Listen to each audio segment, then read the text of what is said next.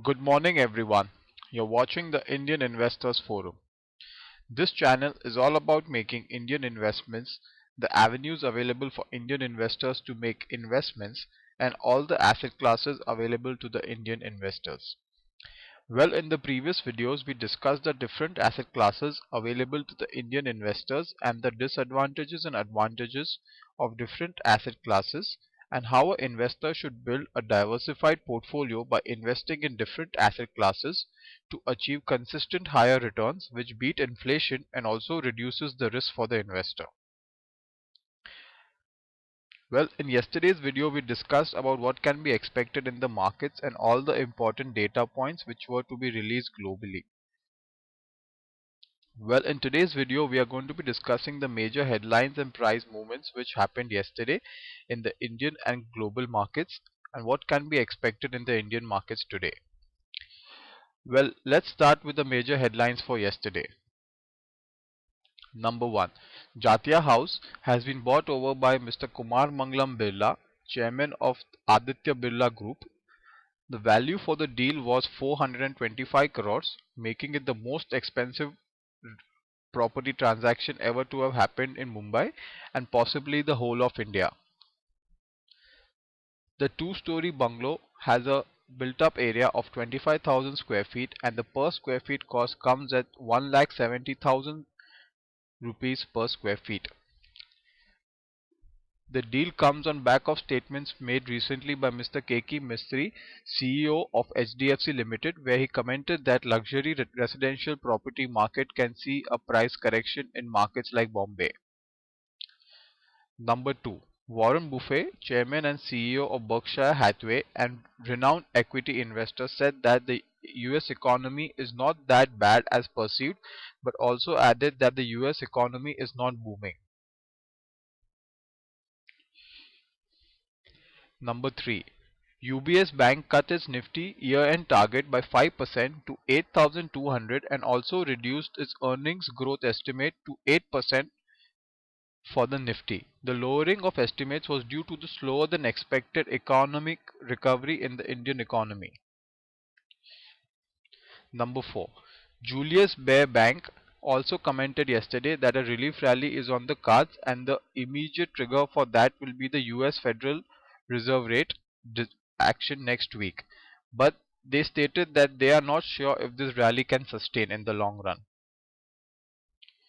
Well, now let's talk about the major price movements in the Indian financial markets yesterday.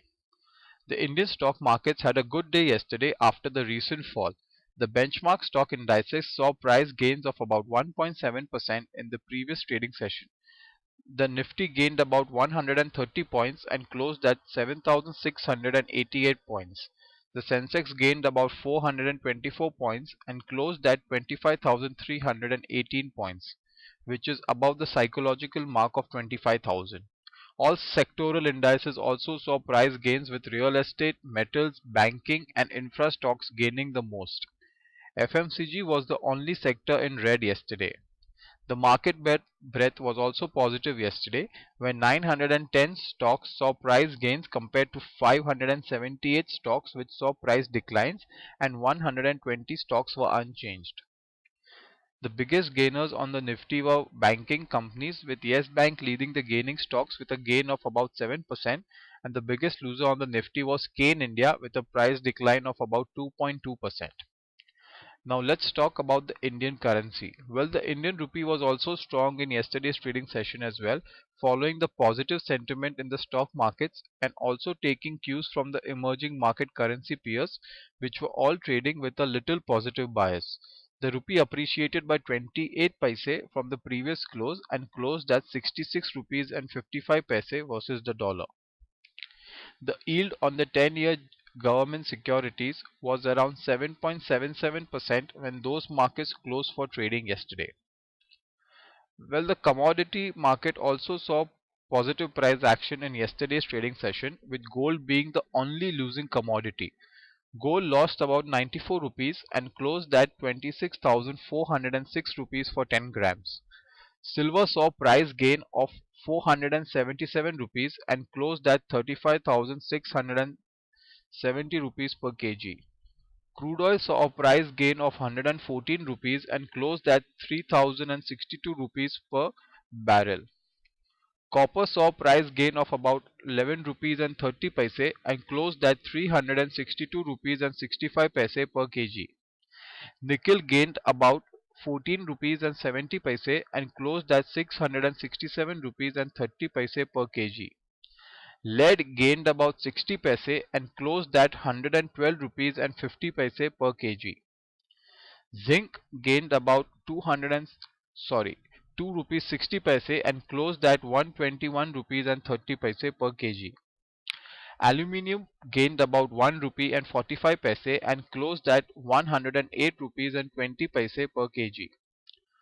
Natural gas gained about 3 rupees and 80 paise and closed at 181 rupees and 90 paise.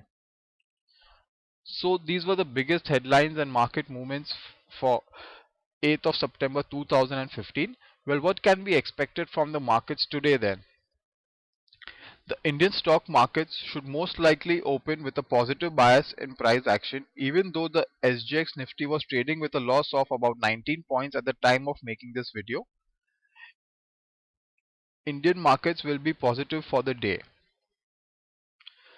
American and European stock markets also closed higher overnight and look positive in the short term at least. Dow Jones Index gained about 390 points and closed at 16,493 points. The S&P 500 index gained about 48 points and closed at 1,969 points. The Nasdaq gained about 128 points and closed at 4,812 points. The FTSE 100 index gained about 72 points and closed at 6,146 points. The DAX gained about 163 points and closed at 10,271 points. The CAC 40 gained about 49 points and closed at 4,598 points. As we had mentioned in yesterday's video that the Indian markets will have a short-term technical rally, and that's what happened yesterday. But one thing to remember is that Bank Nifty is still in a bear market and that index has to be watched closely for future market direction. The Bank Nifty gained about 561 points in previous trading session and closed at 16,351 points. But we still believe that this is a short-term rally and only professional traders should trade this rally. This short-term rally should not be bought by long-term investors as lower levels can be seen by the end of this series. We still hold our view that Bank Nifty is still in a bear market till it trades below 16,800 on a closing basis. Any rally towards those levels can be a good shorting opportunity in the Bank Nifty with a targeted levels of 15,100 to 15,300 can be expected on the Bank Nifty soon. The interest rate hike by the Federal Reserve looks quite low currently as the data coming out from the US is quite weak and most data is missing expectations. So this can be a short-term positive for the markets. The Nifty should trade in the range of 7,630 to 7,860. The break of any of those levels can make way for more trending moves in the directions of the levels broken. As we had mentioned in the earlier videos that Bank Nifty decline can take down the entire market with it as banking is a big part of the Indian stock indices. The weak global sentiment is also not helping the Indian markets and the risk appetite globally is very weak. So the levels of 15,100 to 15,300 on the Bank Nifty can be seen shortly. So investors should keep a close eye on Bank Nifty for future market direction. But a short-term technical rally cannot be ruled out as well on the Bank Nifty and the Nifty as well. But will the rally sustain is a different question. The chances are that the rally might not sustain till Nifty closes above 7,850 and Bank Nifty closes above 6,800 on a daily basis. The Indian rupee should open with a positive bias today and should trade in a range of 66 rupees and 10 paise to 66 rupees and 95 paise in the spot market. The break of any of those levels can make way for more trending moves in the direction of the levels broken. The Indian rupee will have a short-term positive bias following the Indian stock markets and the emerging market currency peers, which are all trading little positively globally. But again, the question is whether the strength in the Indian rupee will sustain. That looks quite unlikely, and the rupee might start its downward movement again if the stock market start falling and the global volatility increases.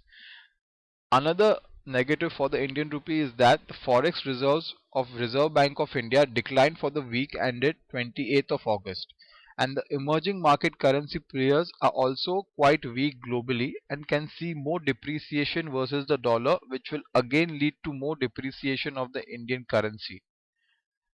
The only positive factor for the rupee is that the Chinese yuan has been stabilizing now, with the People's Bank of China appreciating the yuan, which has appreciated more than 1% from the lows it reached on 12th of August 2015.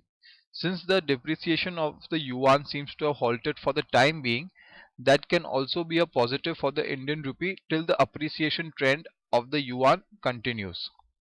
Another important data to watch out is the current account numbers for Q2 of 2015, which was supposed to be released yesterday, but the data will now be released at the end of this month.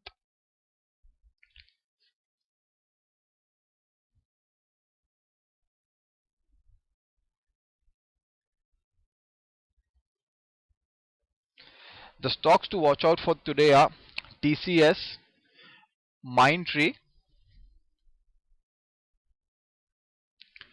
Sun Pharma, IDFC, ICICI Bank, Indian Overseas Bank, Wipro, Shriram Transport Finance, NTPC, Hexaware, IndusInd Bank, Aditya Birla Novo. So everyone, these are my views about what we can expect in today's trading session in the Indian markets and which stocks can have major price movements in the markets.